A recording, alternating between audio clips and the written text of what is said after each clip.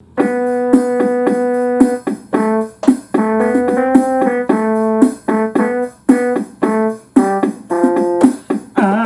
read your mind like an open book. You turn to me as if to say, I need to podcast each week, my friends.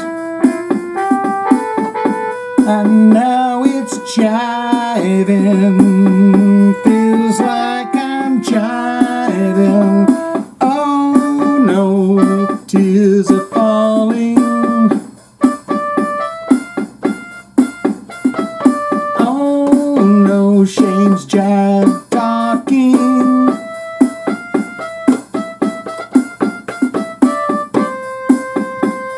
So come on, baby, sit down in your chair, have a good time. Sit down, we'll talk about some hard rock news. It'll be a good time, so sit down, baby. Come on, baby, let's jive. Shit.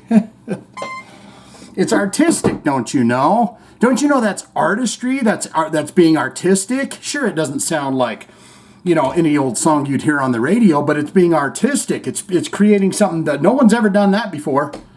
You tell me if you've ever heard anyone try and do something like that before and make it sound that good. I don't think so. I don't think you can. Guys, welcome to episode 135 of Jive Talkin with Shane Diablo. It's the greatest podcast in the world because there's no muss, no fuss. Everyone is welcome here. Up, down, all around. All are welcome at this podcast. A couple of things I do want to get off my chest because I will forget about them completely. Lightning and Thunder by Thin Lizzy, a concert that I watched the other night. I believe it to be the last concert they ever play. It's back in Dublin. I think that Phil Lynott has a cold or something because when they play Cold Sweat, he kind of makes a big deal about it. Cold Sweat! But I'm telling you, man, he sounds a bit out of breath or whatever, but if you're into Thin Lizzy, go watch that concert or get in the comments and tell me what you think about it because I'm watching that thing and it is blowing my mind at how freaking good they are and how the stage setup, the amps, the smoke pots, every single member of that, but John Sixx is in the band playing guitar, ripping solos like you wouldn't believe. The keyboardist is amazing. It's just like a phenomenal concert. Thin Lizzy, I think it's called Thunder and Lightning. And I believe it to be the very last performance they ever did. But man, oh man, it is good. Another thing I wanted to talk about. I heard this great band, early 80s hard rock metal. I'm putting him in the hard rock metal. The guy has I would say a way better voice than Axl Rose, but he's got a bit of Axl Rose in his voice. The band's called Zeno. Z-E-N-O. The song was called Signs from the Sky, I think. But go listen to that if you have a minute and just it's one of them tunes where I go, this is a rockin' tune. Never heard a word about it. You know, it's like, why wasn't this played on the radio back in the 80s, you know? And what was the other thing? I had something else that I was going to bring up just to get it straight out of the way. I'll take a sip of my drink.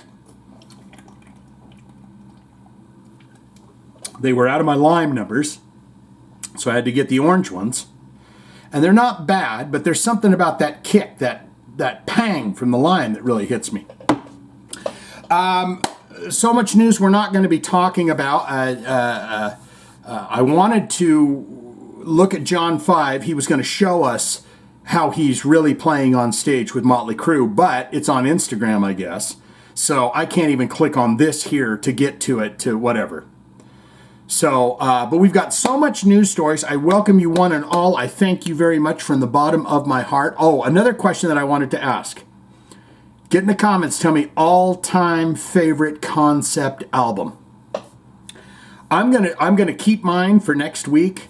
But I was thinking about putting that, if I can I think I can put a question on Spotify for people to ask. But mine is not only the greatest concept album, but the sequel to the greatest concept album. And get yourself a Diet Coke if you've already put two and two together and know the concept album and then the follow-up album that was an actual sequel to the first concept album. Let's do it. Let's get into it, by heavens. Welcome. I appreciate you.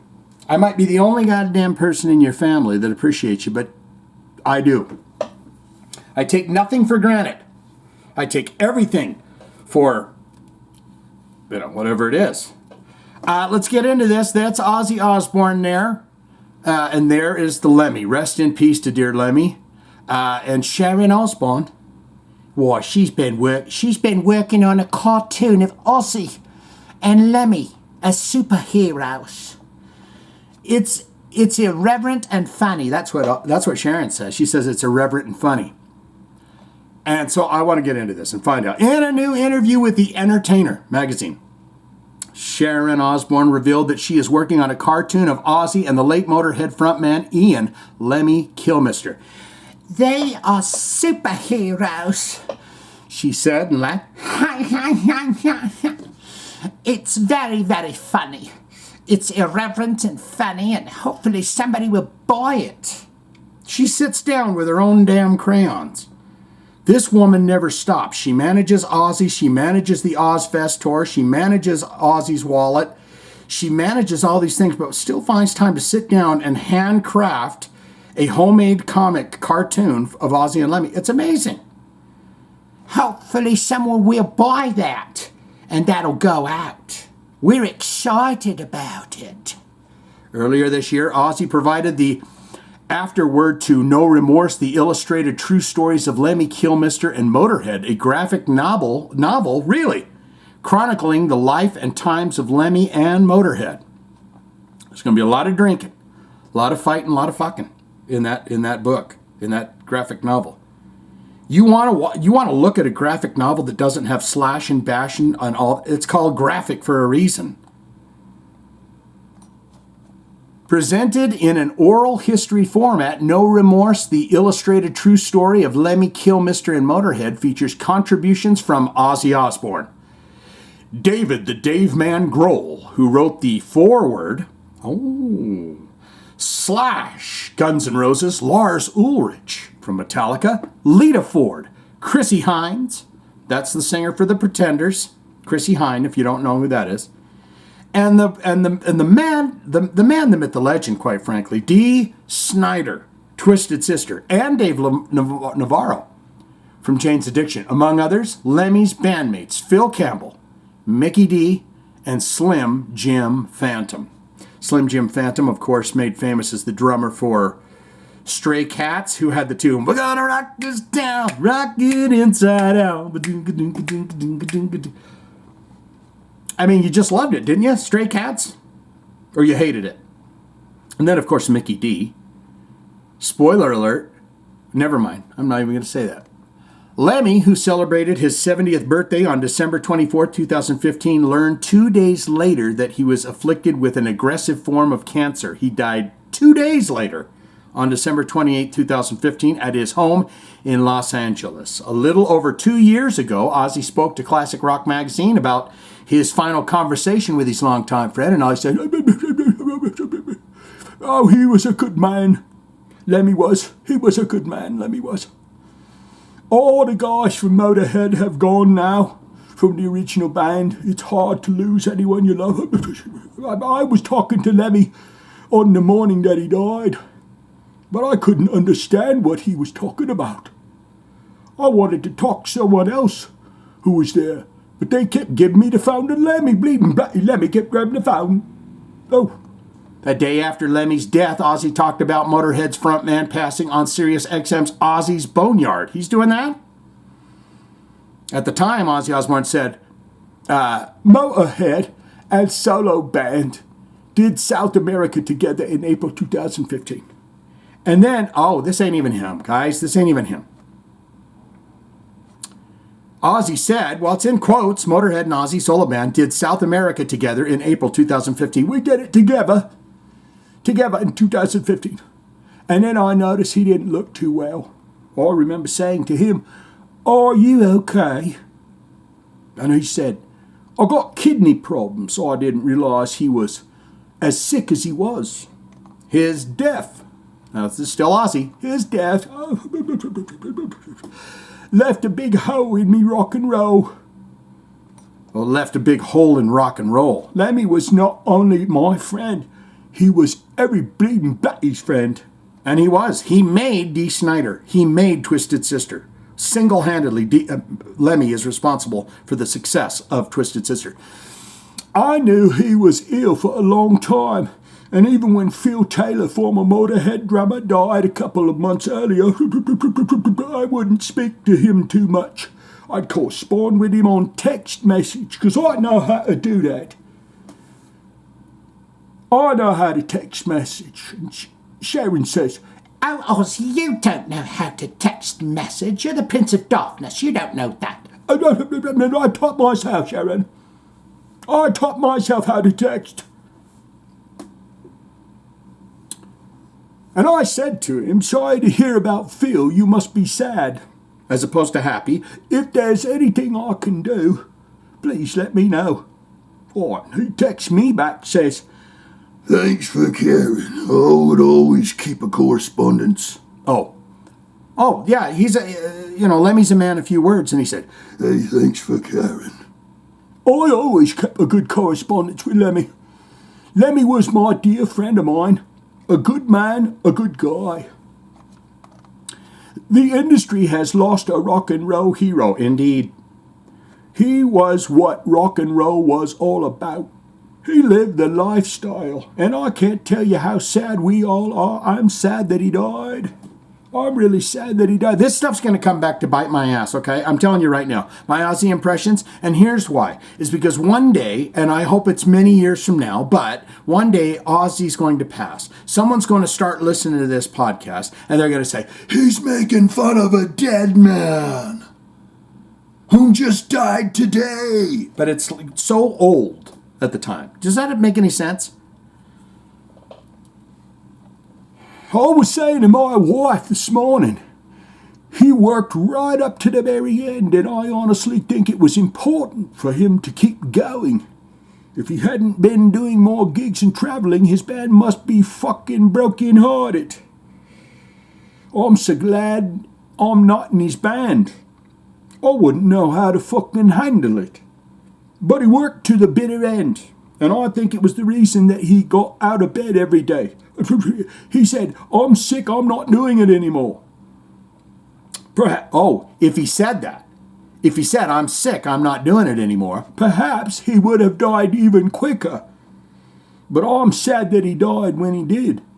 I really am. But Lemmy was kind of an older fellow, wasn't he? I mean, he was up there in his 70s. I mean, that's to now, in today's world, that's not the same, okay? Let's get on to Tracii Guns here. But, people are living longer. Here's the key to, if you want to at least attempt to live longer, and I'm learning this and realizing this as we go along as a middle-aged fellow now that goes, oh my God,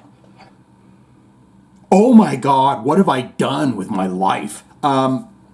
One thing that you need to do is start focusing on, yes, I know I love my goddamn cigarettes, but I'm not going to smoke them anymore. Or, yes, I love this. And we all got our things that we got to deal with, because someone will say, "Well, Shane, you don't goddamn fool me with your nicotine pouches, so don't fucking try and pull them." But I'm just saying, we all got a long ways to go, okay? Don't get on my ass about it, okay? I got my issues, you got yours, but we'll try and work them out together if you hang around long enough. I should have checked the Spotify to see if that damn number went up. 5-star reviews. I think it was at 12 last time I looked. Tracii Guns. Guys, what do you think about lip syncing and backing tracks? I know you guys hate it, but we got a new voice ringing in here. Tracii Guns with 2 eyes, and he puts little hearts, little skull and crossbones over the top. He should. Tracii Guns, and his autograph has a skull and crossbones over the 2 eyes. If it don't, he ain't cool. Tracii Guns says, "I would be really embarrassed to even think of playing along to a pre-recorded tracks during a live show. I'll tell you that right now."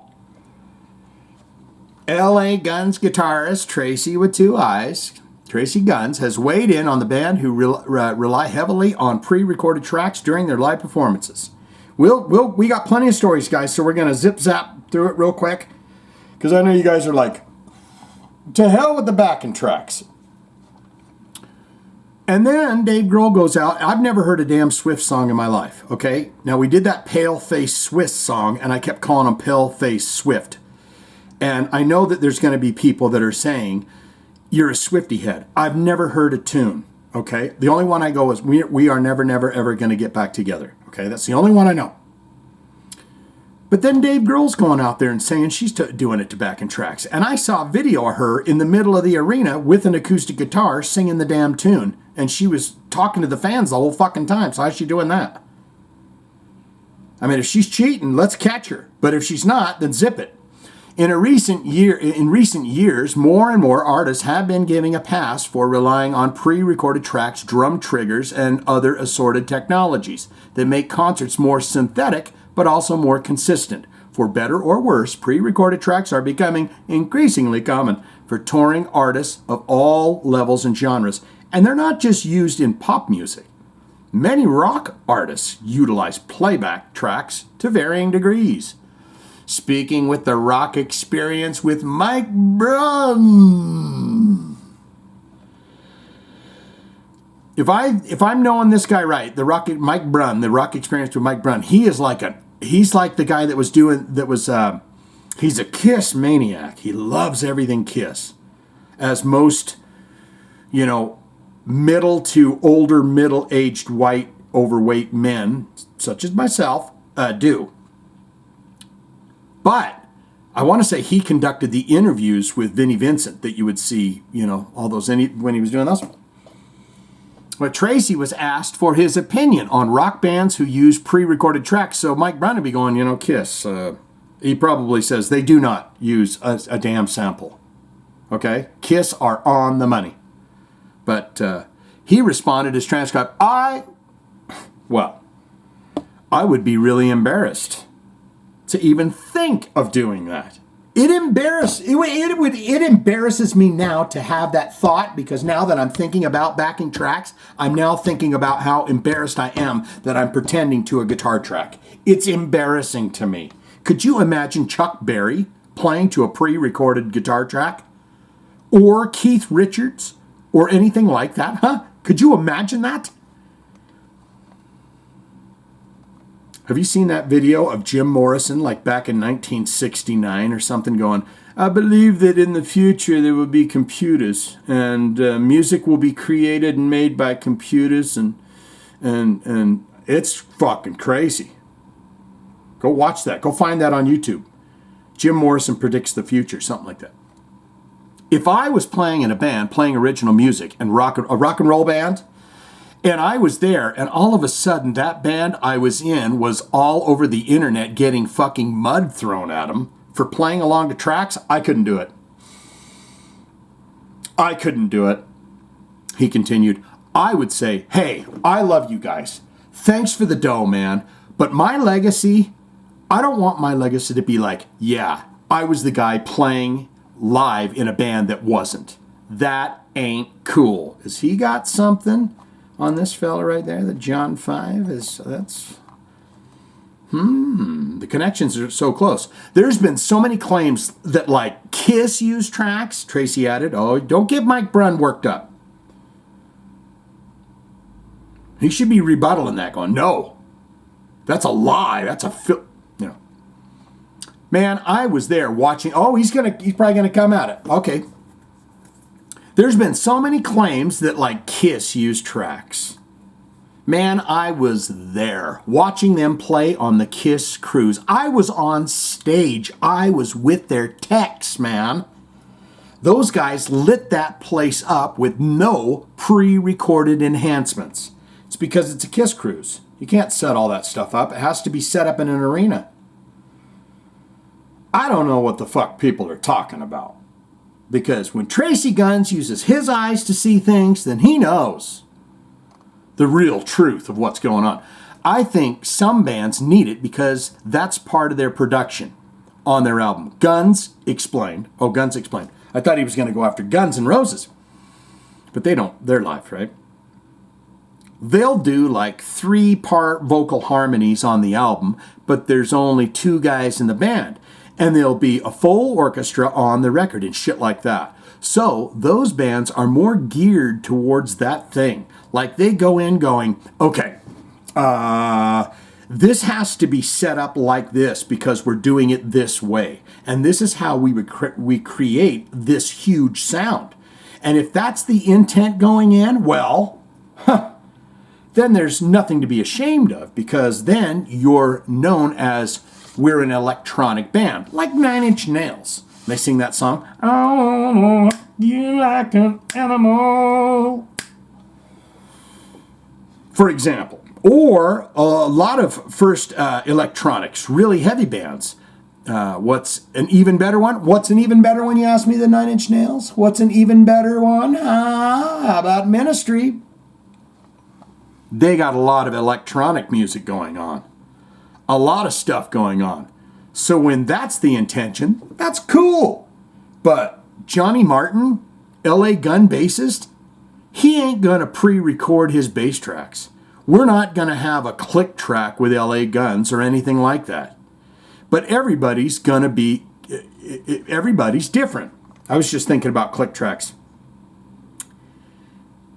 Every time I've tried to play to a click track, the song seems so much slower than it needs to be. You know, I feel like your natural rhythm needs to be there. Now, I'm in-ear monitors so you can hear everything that's going on with the band. That's fine. But click track live, why? Unless it's all time, you know, you're like, well, we got all these lights and pots and boomers. It's like, okay, well, then how the hell did they do it through the 90s? The 80s, the 70s, 80s, and 90s. I want that guy. Call him up. Get him over here, because he can hit a pops banger and a firecracker, and he can hit a firebomb, and he can hit the lights, and he can change them to the song. I don't need nothing pre-recorded, okay? That's all I got to say about that. The bass player, LA Gun bass player, he ain't going to play to no goddamn recorded bass tracks. We're not going to have a click track, LA Guns, or anything like that. But everybody's different. It's kind of laughable, I guess. But people do what they feel they've got to do. Kiss frontman Paul Stanley, who has been struggling to hit them high notes in many of the band's classic songs for a number of years, has been accused of singing to backing tapes on Kiss's recently completed End of the Road tour. That's enough of that, guys. We're over it. You made it through, you know, the backing track portion of the podcast. Look at this guy right here. That's not Elvis Presley. That's Rudolph Schenker. And the man stitched next to him, no, that's not a photo of them standing together. Let's not get too excited. This is a photo of his brother, Michael Schenker. And Rudolph says on the possibility of Michael Schenker ever playing with the Scorpions again, uns we never say uns never.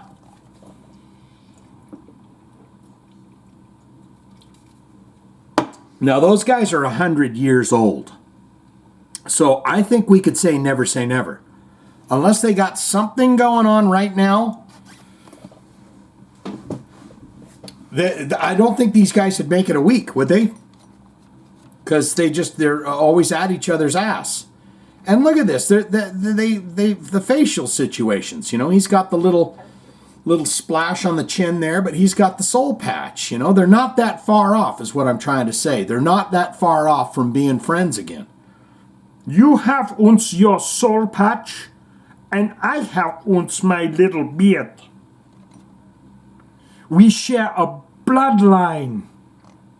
In a new interview with Spain's Rock FM Scorpions guitarist uns Rudolph Schenker was asked about the possibility of his brother, fellow legendary guitarist Michael Schenker, rejoining the band at some point before the German hard rock veterans officially call it quits. And they've done that once, right?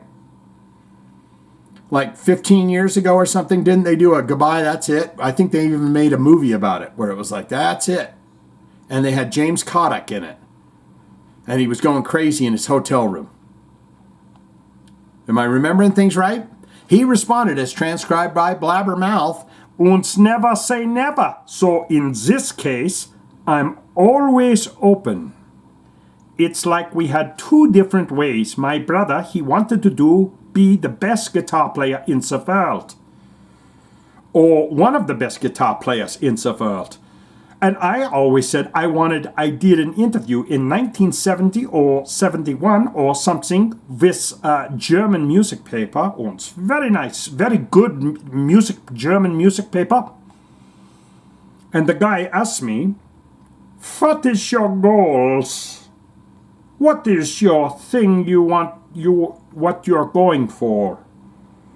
And I said, I want to be part of a rock band. Of the 30 biggest rock bands in the world. So everybody gets his piece. And these pieces don't fit together. Did I miss something there? I don't know. Rudolph added. When you want to be one of the best guitar players in the world, it's very hard to be in a band because you have your own ideas. And I always there to create to great chemistry, to great people. And now, after nearly 60 years, we have the best chemistry made in the world. I don't know. Because we are playing, we are enjoying, we are not fighting. Our goal is making the fans happy and gives them what they're looking for. And gives them a little whistle too, what Klaus Meine says. It's time for the song with the whistling. And I say, okay, I will turn my amps down. And then Klaus will start the...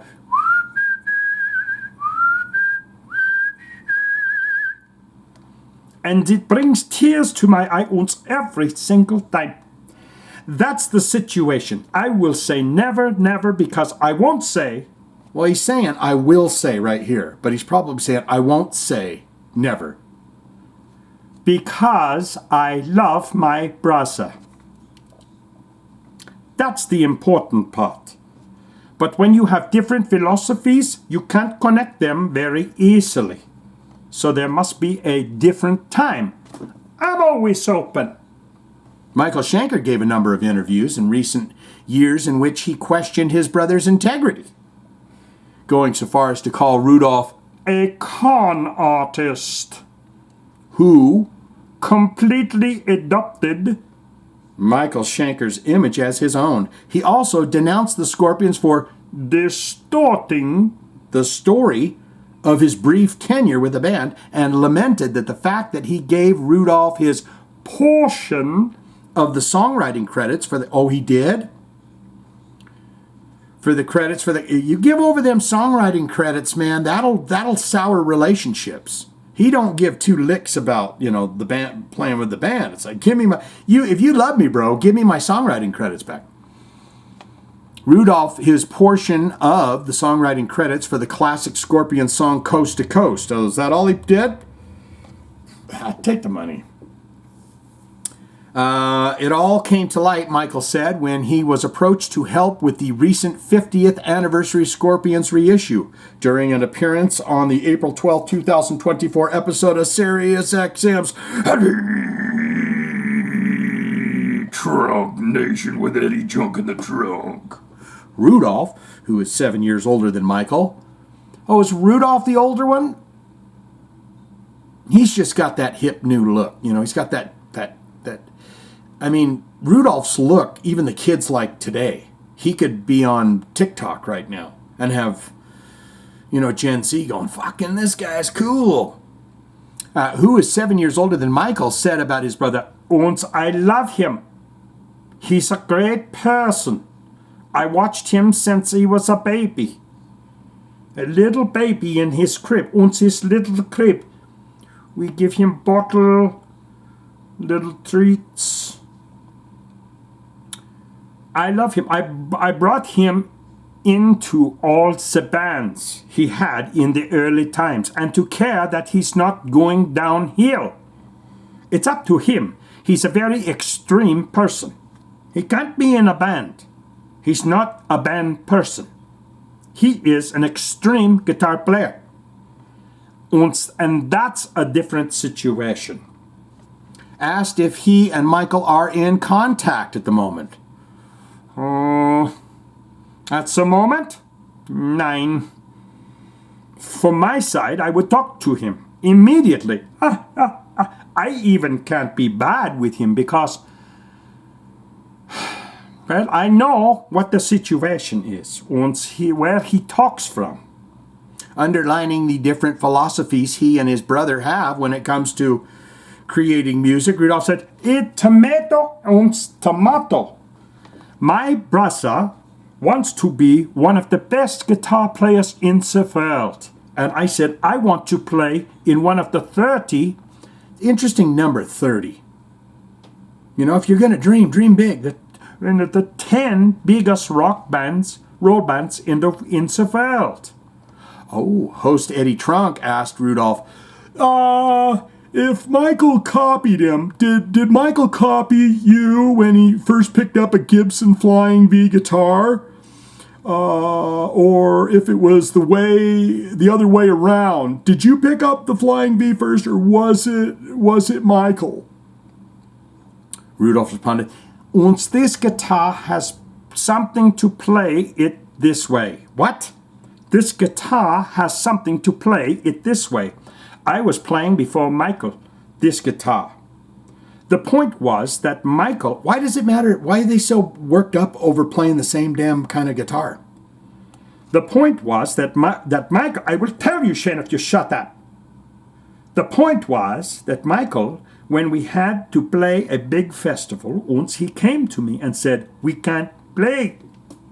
Once I have no guitar.' I said, 'Oh, you have no guitar?' I was going around hurrying up and got to the Gibson Melody Maker and said, 'Okay, here's the guitar.' Then he said, 'I can play with this guitar.' I said, 'Give me the guitar. You take the Flying V. That way we can do the concert.'" Oh, okay. So you took your axe off, your Flying V axe, and you handed it to him. "So we can do a concert." And then he came back from the concert in this festival and said, "Rudolph, I can't give you back the guitar because it is so good. And it sounds so good." I said, "All right. You're looking much better with the guitar as a lead guitar player than me playing rhythm and playing this guitar." And so, in this case, he was playing this Flying V, the first Scorpions album, Lonesome Crow, and I think was made with a Les Paul. This is not the first time Rudolph has publicly addressed Michael's scathing comments about him. In April 2022 interview with Guitar Player magazine, Rudolph said, "I tell you one thing, and I love my brother. He can say whatever he wants to say, and he's an amazing guitar player, an amazing person. Does he just want to play guitar? Wants to be the world's greatest guitar player? Whatever he wants to say, why not say it? If this was what makes him happy, then okay. I wish him all the best." Nikki Sixx. Is that what he playing? Have we talked about that before? He has an inverted crucifix on his guitar. What kind of a sick son of a bitch are you? Nikki Sixx here, in full rock mode. And he says, "I don't see a reason right now for Motley Crue to go into the studio. They put out Dogs of War. Get in the comments and tell me what you thought of that song." But, it's interesting because Tommy Lee was all horned up about it. And where's that cover of the Beastie Boys, Fight for Your Right to Party, they said they were going to release? Or did they?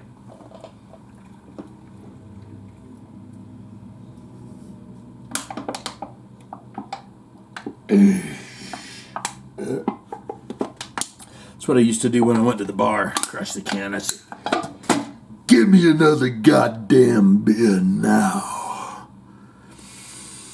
And they say, "Sir, but I don't give a shit. Give me another beer." I don't see any reason. He doesn't see any damn reason to do it. So he's the boss. He says what's going on. In a new interview with Riff X, Metal XS, Motley Crue bassist Nikki Sixx spoke about the band's plan for the coming months. We're just playing festivals that takes us into October. We don't have any plans next year yet. I know there's some conversation about stuff. I mean, we have a few singles already recorded, so I don't see us recording any new music right now. We're not going to be around. I live in Wyoming, and Vince Neil, singer, lives in Tennessee. Two guys in California, so I don't actually see a reason right now to go into the studio because we've got 2 more singles. See, I asked about that. Now he's answering. Recorded and ready to release.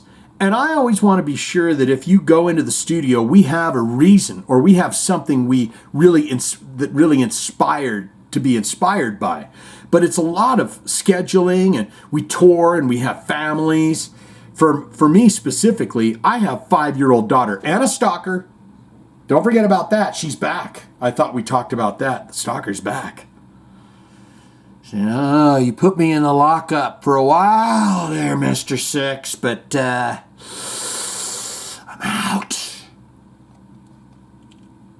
Let's see. And I always want to be sure that if we go in the studio, you got something to do. For me specifically, specific to me, since you're interviewing me, I have a 5-year-old daughter, and I really want to be with her as much as possible. So when the time came to go in these demos for these 3 songs and then go into the studio with the producer, Bob Rock, have you ever heard of him? Named Bob Rock. He did those Metallica records, the black one and the terrible one. It was like a perfect time. And that time will happen again, but there's no rush. Regarding the possibility of returning to Europe next year, Nikki said, we're in 24, and we don't really know how what 25 looks like. But I'm sure we'll come up with something fun to do and make sure that we're there for the fans. I mean, we just did Europe, so I don't see going back there for a second. But we love it over there. We have such a great time in Europe this last time. We got to spend 2 months over there, which is a long time. But what was nice about that is once we got over there, we got unjet lagged, and the schedule wasn't so tight. And I had my family with me, whom I love so much. I was able to be with the band and play concerts, but also experience Europe, all over Europe. Did you have some of that pasta in Italy? That is a dream come true, to sit down and have a bowl of. They'd probably slap you in the mouth if you said, "Could I have some spaghetti?"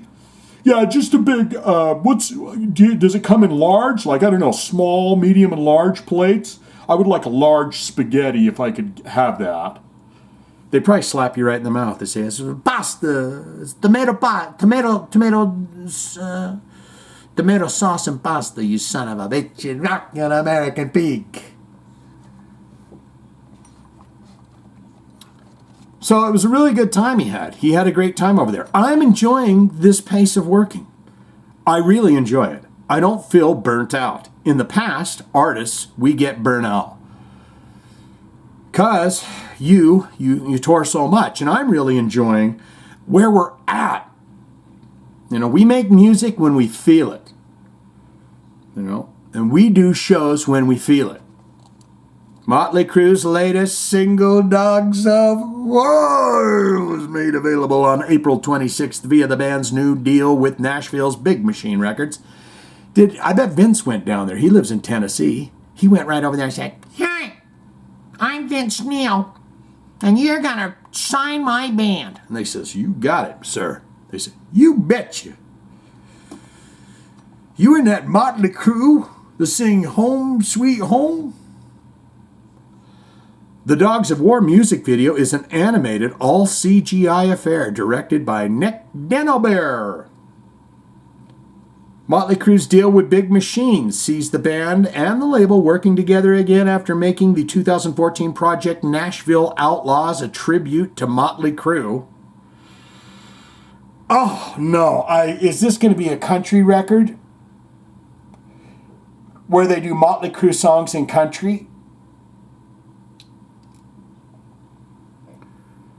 And it was done in 2014. Nashville Outlaw, a tribute to Motley Crue, which featured Crue tracks covered by country stars Rascal Flatts. Florida Georgia Line. And that guy that says, this next guy coming up here, this Darius Rucker, you know who that is. He's such a baby, the Dolphins make him cry. But there's nothing he can do. 'Cause I only want to be with you. I heard that song the other day and it says, you like to laugh at me when I look at other girls. What? Oh, Darius, you son of a gun. I'm just laughing at you over here for staring at those young girls that are way out of your age range. And he says, you like to laugh at me when I look at other girls. And he says, I'm such a baby girl, the Dolphins make me cry. You're like, what? Big Machine also partnered with Motley Crue's new guitarist, the John 5 Alive, for the release of his 2021 album, Sinner. That's enough of that. Well, you know what? Nikki Sixx and him are best friends, so, it's a nice little helping hand doesn't hurt, but not that John 5 needs it. If you see this guy right here, no, he's not about to swallow that microphone. That is Jeff Tate, and he's in full note, high note probably, because he's this Jeff Tate band. We've done a couple videos on them. If you care to go back and look, it's the Jeff Tate and the Hot Potato Boys, whom their guitar player likes my channel and said to me one time, dude, I'd love to get together and have some beers next time we're in town. But Jeff Tate says, I don't believe in love. No, I don't really have a need to go back to Queensryche. Well, I'm going to go ahead and say this to you, Jeff. I don't think Todd LaTorre would appreciate you coming back. Okay, he's doing a good job over there, and you're doing a good job with your thing. And I can read between the lines here, and I can tell you exactly what he's saying when he says, "I don't really have a need to go back to Queensryche," and that basically means I'm making kick-ass money doing what I'm doing. Probably if I went back to Queensryche, I would be making less money. But then again, if they could get Chris DeGarmo and all of them, Scott Rockenfield. You get them all back. They all sit down. They quit being bad goddamn babies. And they all sit down and they all put their fist in. And they say, we're getting the band back together for a tour and we're doing Operation Mindcrime. You would be making damn fine money. In a new interview with Cassius, we got this. I don't even know if we're going to get to John 5. I wanted to watch that video, but we've got your comments ready to go. Good news, Miss Althea. I saw a read more. In a new interview with Cassius Morris, ex-Queensryche singer Jeff Tate was asked if he has any desire, hey, you got any desire ever to create with his former bandmates, including, guitarist Chris DeGarmo again. And he responded as saying, well, I think that we had 30 good years, which is phenomenal. Most bands make a couple of records. How many records did Guns N' Roses make? 3? Oh. We had 30 years of making music, and we gave it a really good run. We had a lot of success. I think we created some really memorable albums. I mean, they've got tunes that take you right back to the period, yes? That Empire record. Silent Lucidity. Silence back to you. Silent lucidity. Takes me right back to being 19 years old and waking up on my friend's freaking living room carpet with tickets, alcohol tickets pinned to my shirt because they couldn't drag my friend. The cops came in, tried to wake me up. They were going to take me to jail or something. I don't know what for other than being drunk. But I woke up, I had a ticket pinned to my chest. And I said, what happened? They said, Fucking cops couldn't get your fat ass off the floor, so they pinned a ticket to you. But that song and that album takes me right back to that time period. That would have been the same time period. Remember a couple weeks ago or a week ago when I was talking about the incident at the 7-Eleven with the guy that said, well, I'm a welder. Right? That takes you right back to that time period. 30 good years. Really some memorable albums, some really memorable songs that will outlive us. And I don't really have a need to go back and try to recapture that with Chris or any of the other guys. I feel like it's time to do other things and to just explore my body and the world. It's okay at my age to still explore my body. He didn't say that part, okay? And we have, and by the way, you know, as you get up there in the years, you're still young in your mind. You're still a horn dog, okay? I'm not saying me, but I'm just saying you are. So explore your body. Take a look at it from different angles. See what's going on. Say, that's interesting. I've got a mole there. I never would have known that I had a mole there. And it's a good benign mole. It's just a natural birthmark, quite frankly. But I've never knew that I had a mole there. And you don't know unless you just investigate. Get in front of a mirror. Stand on a mirror. That's even better. I feel like it's time to do other things and just to explore. And we gave that a great run. It was successful. We did great things. It's time to do other things now. Asked if he keeps in touch, and he's going to say no. Asked if he keeps in touch with any of his former bandmates at all, Jeff said, not regularly. Not regularly. But sometimes situations arise where we have to sort of deal with each other.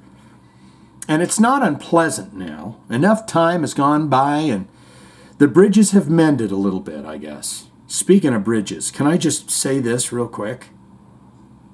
Because it has a bridge in it. I am listening to the audiobook Stephen King's Fairy Tale.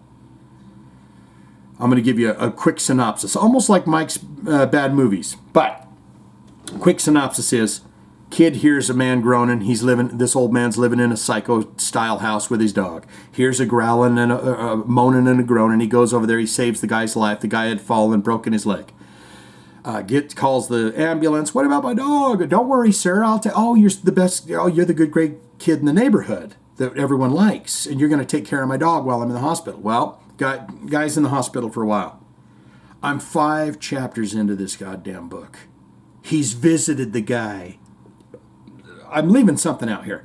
There's something chirping and scratching in a locked shed out in the yard, right? And we learned this in the second chapter. 5 chapters in, he's visited the guy in the hospital 4 times. Hey, just checking in on you there, Howard.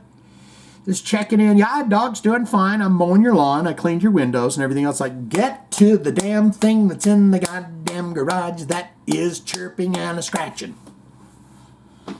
It's just, it's like Stephen King, and people have, everyone has disagreed with me on this. They're like, well, that's called character building, and they're building this young man to be a hero character, and he's doing all these wonderful things for this old hurt man and taking care of his dog and such, because that will come into play deeper into the book, which is 25 hours long.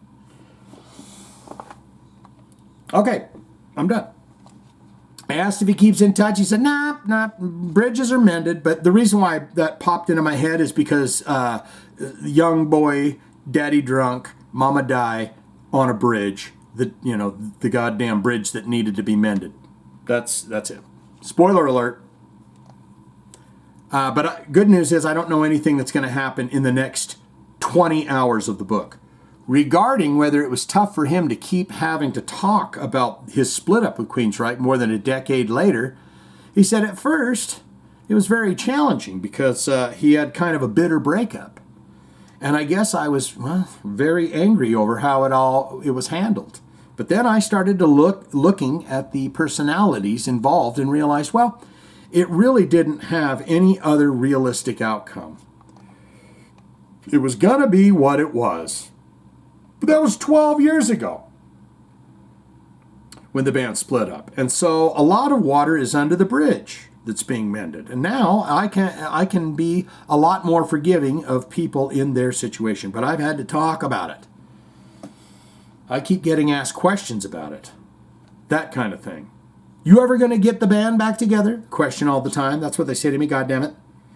And so I've tried to think about how to talk about it in a way that is honest and real for me. It's not always about you, fans. It's about me. But yet, not so volatile, because I could get very volatile. Oh, I can get very volatile about it, and point fingers, and express blame, and can be, I'm just going to say it, I can be very cruel. But it doesn't really serve me to even entertain that idea. I really appreciate what we had and what we did, and I'm happy with that. Very happy. And that's a happy man right there. And he said, "All alone now, except for the memories." Looking good. Looks like he's lost a bit of weight. Go check out those videos. Jeff Tate and the Hot Potato Band if you're interested. John 5. We're just going to watch because this is the only thing available. Now, this video up here is him going, guys, I'm doing hammer-ons and pull-offs and taparoos, okay?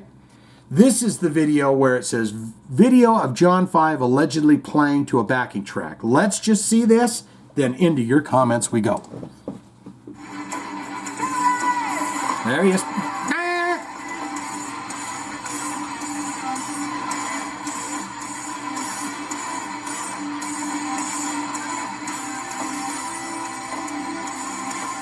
I mean,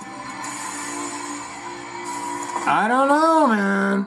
That was, I don't know, man. That, what the fuck is this shit? That, I know what he's talking about when he talks about hammer-ons and pull-offs and when it was going, I'm not going to get into conspiracy theories and horse shit like that, okay? You be the judge. And now it is time for your comments, which I can clearly see. Read more's where I need to see read more's, and hallelujah for that. We can all be happy about that, can't we?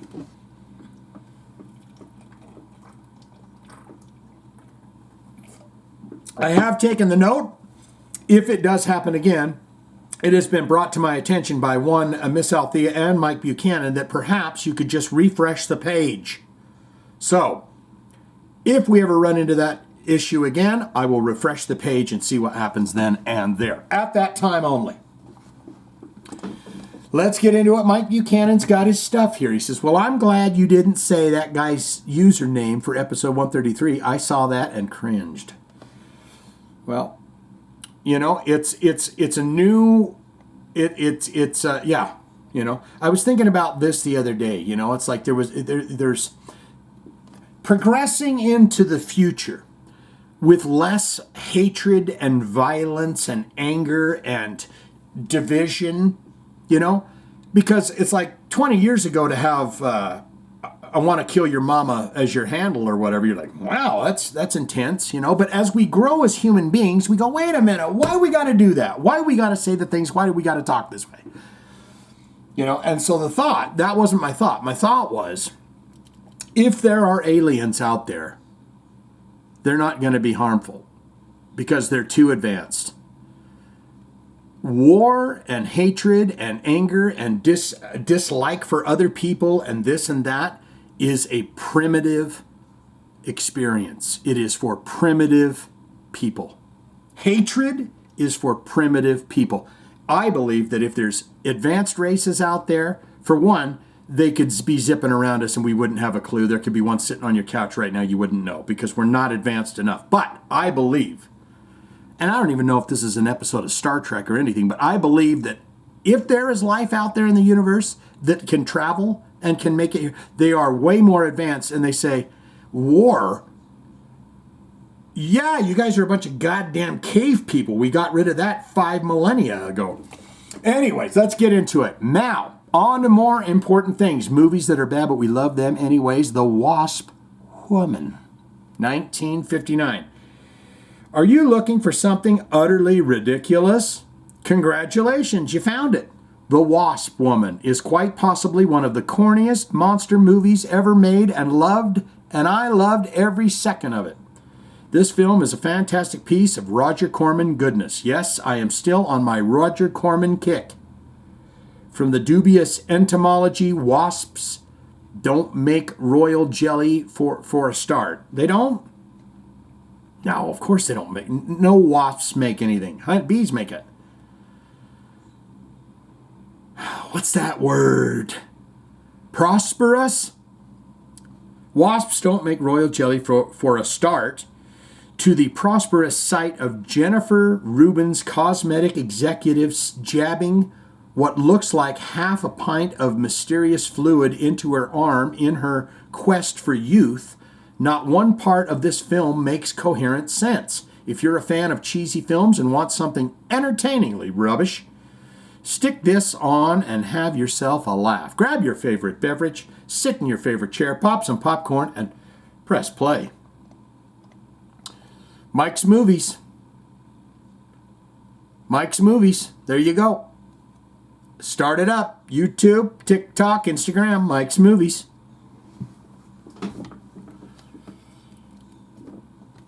Mike Buchanan here says, what the what, Ace? Say it ain't so. I was so looking forward to Ace and his fiance getting their own TV show and a fucking a TV wedding and all of it. Now, what am I going to do? Yep. Well, I got an answer for you. Amazon Prime, you got that? All 3 seasons of The Land of the Lost, 1978. And I started watching it, and I'm about 4 episodes in, and I'm loving it. Land of the Lost. Will, Marshall, and Holly, Chaka, Dopey, their little baby brontosaurus, and Grumpy, oh man, it flooded back to me. Right after 1 episode, the theme song, everything just started flooding back to me. Hey, my wife has 2 big cans. Ba-dum-ts. Okay, I get it, Blackie. You think that the new musicians are better than what the original members were. Here's where I say it's not about how technical and how well you play. It's about that original member played. It's about that the original members played. They have their own unique sound. Chris Holmes, 100%. The way he plays the guitar, they have their own unique sound, which is what makes the music better. Think of how Motley Crue sounds with John 5 playing. It just doesn't have the same feel. Yeah. And sound that Mick had playing. Yes, John is way better player, but just doesn't have the same playing technique, which made the sound of Motley Crue, or in this case, Wasp, do it for the fans. That's what we want. Does that make sense, Mr. Lawless? Boy, he's laying it down to him. Blackie's watching this episode. He's like, that son of a bitch calling me out like that. Now, don't get me wrong. I like Mike's movies that are bad, but we love them. I will always tune in for that, but not his harassments. Mike Buchanan on Glenn Hughes. Glenn Hughes is from England. Oh. Glenn was also in the Dead Daisies for a little while. I think, yes. As lead singer and bassist. Talking about Tom Morello, you have heard the new Def Leppard song, Just Like 73, featuring Tom? I didn't know that. Again, not a request, just news. Okay. But we got to, and see, Tom, he's a businessman because he is putting out his rock record. So he says, I'm going to do a song. I've just had an epiphany. I'm going to do a song with Def Leppard because that will coincide with my rock record that I'm releasing. Again, not a request, but just news. I myself cannot wait for nothing but a good time.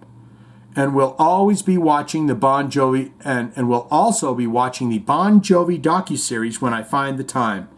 I've hovered over it a couple times, and I'm just like, I'll go watch a couple more episodes of Land of the Lost. Most likely in between all of those bad movies that I watch. Yes. And now, it's your Jive Talkin jokes of the week provided by one, Mike Buchanan. I stole a futon from a shop. I think the police are after me, so I've been laying low. tables are not very easy to understand. Unless you're a short person. I have a friend who writes music about sewing machines. He's a singer-songwriter.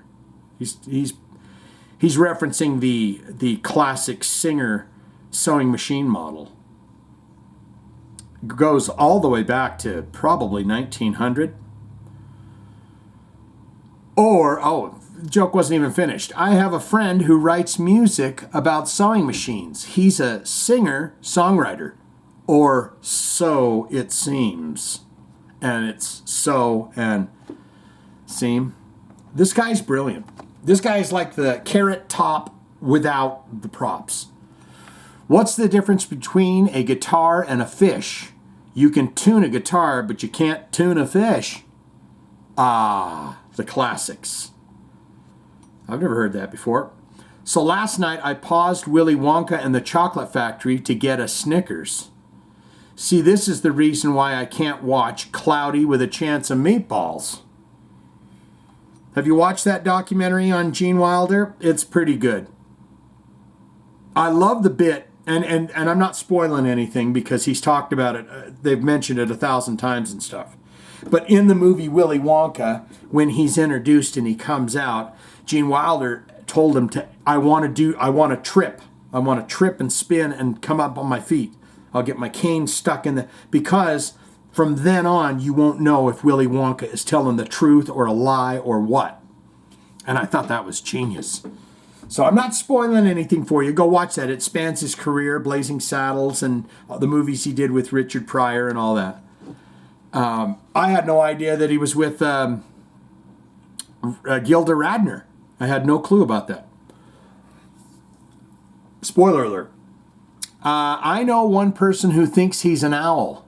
Say who? Okay, now I know two.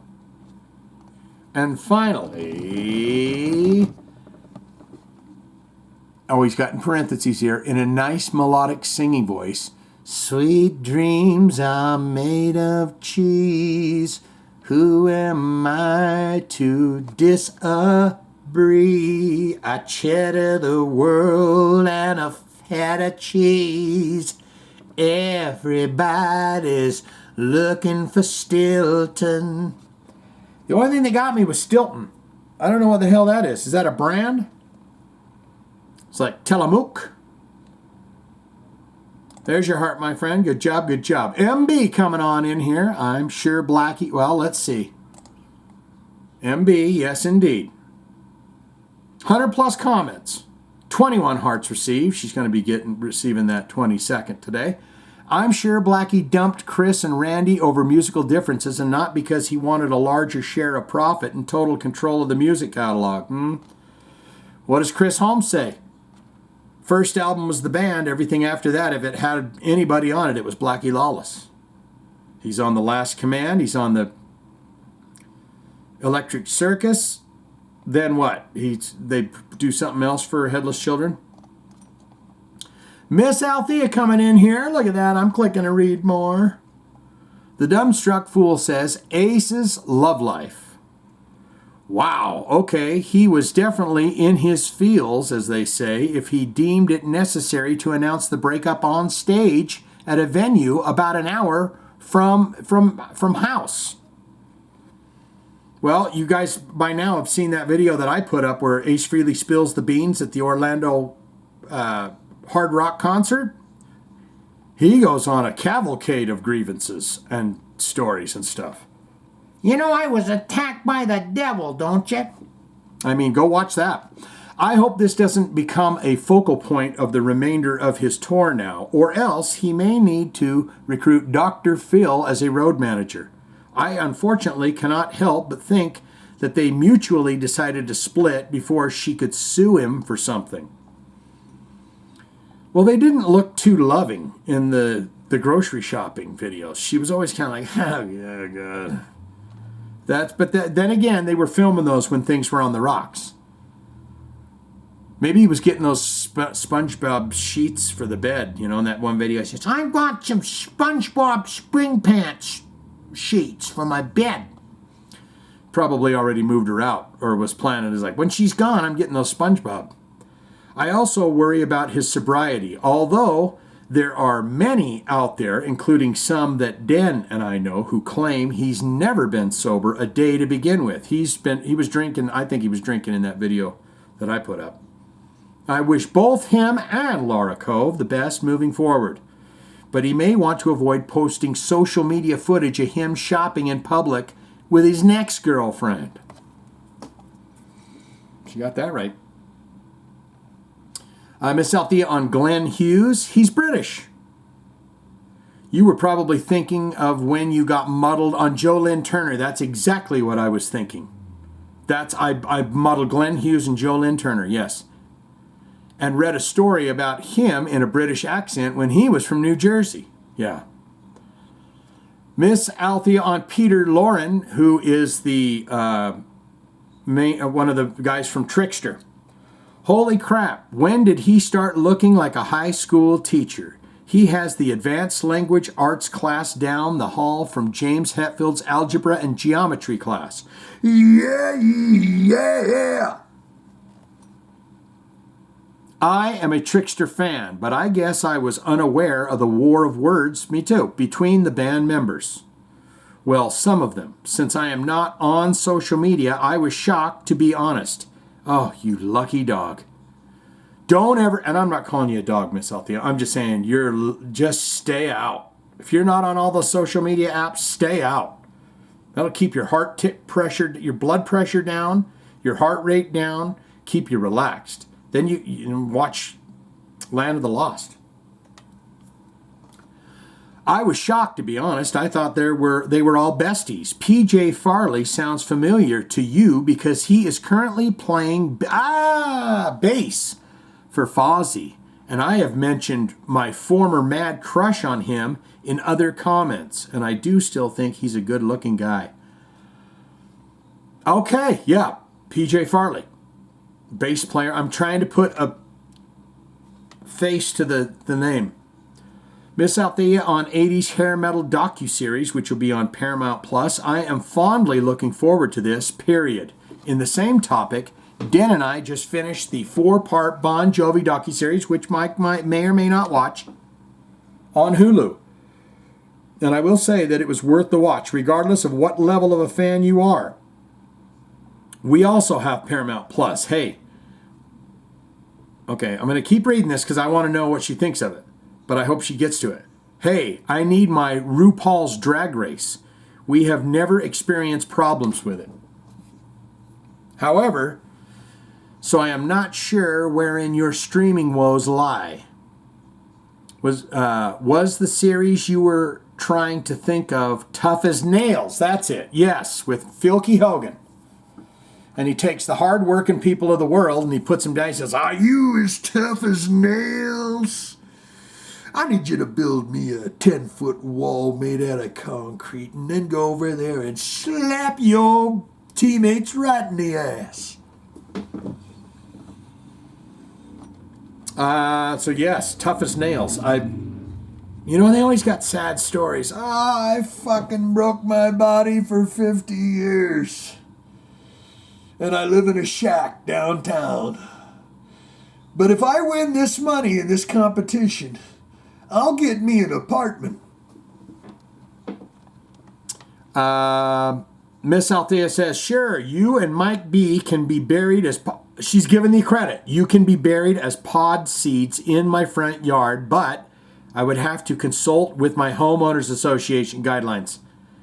They won't let you do it. I work with a guy. He lives in an HOA, and they fucking got mad at him for having a couple of gnomes in his garden. Those don't look good in the neighborhood. He's like, I like fucking gnomes. I'm paying for a home that I can't have gnomes? Gnomes have been around for 100 years on people's property.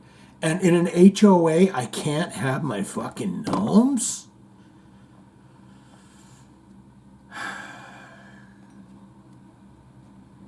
We're going to read this again. We're going to be potted in her yard. She's not going to tell them. the association guidelines first. I am in a townhome community and have what would be deemed as a postage stamp lot. They're not going to let us. We may have to double up, buddy. We may have to put our pods touching so we become one big giant oak in our front yard. That is already host to a okay, hold on here. Got us first. I am in a townhome community, postage stamp lot that is already host to a Japanese maple, and God forbid either of you guys end up rooting into the county water line. We'd be doing you a favor. Those lines needed to go. They needed to be replaced. I endorse Mike B's movie recommendation of Devil Doll. Along similar plot lines, I will throw out there another slightly similar British film, 2015's Robert, which was inspired by the infamous Haunted Doll. Really? Now, haunted movies, I have a deep interest in. I like anything ghosty. 2015 Robert, which was inspired by an infamous haunted doll. Totally creepy. There are also 4 sequels, although I've never seen them. Yeah, there you go. Fantastic, my dear, fantastic. And then finally coming in here, and look, we got another read more from Sticky Doll. Thank you for pimping our podcast. It's called In Bed with Sticky Doll.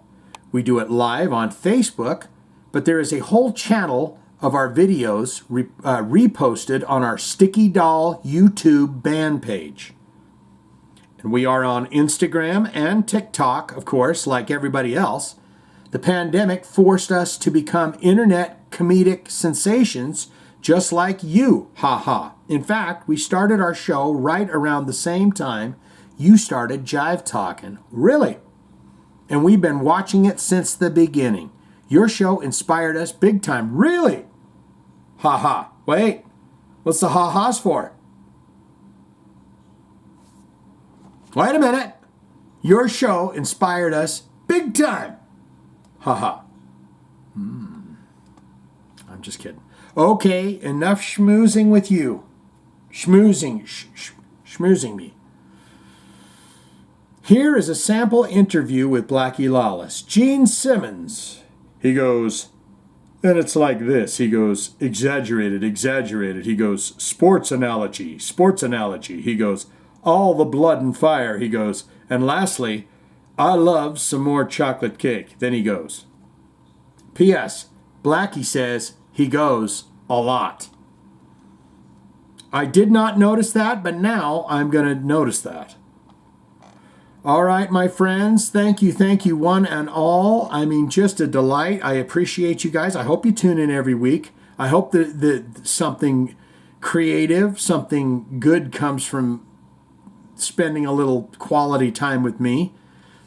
I let out a hell of a lot more than this is kind of cathartic for me too. So that's why I appreciate it, because, you know, you get to you open up your memory banks and you get to spend it and read comments with fine folks. Who doesn't want to do that? Okay? Seize the damn day. Don't look to the future. Don't look at the nightmare that you have to deal with tomorrow. Don't look at the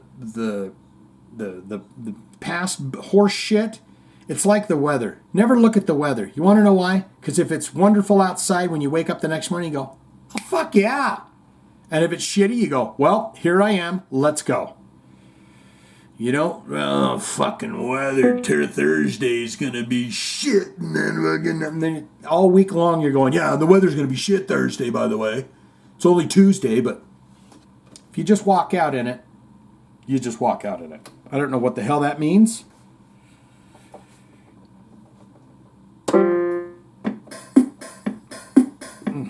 I gotta have a tune.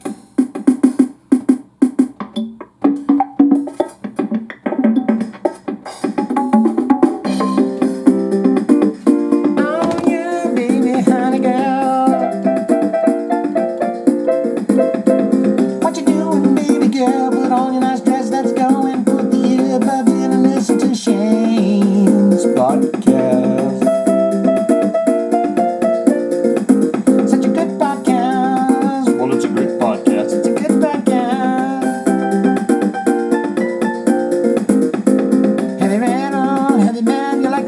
spiritual like heavy metal.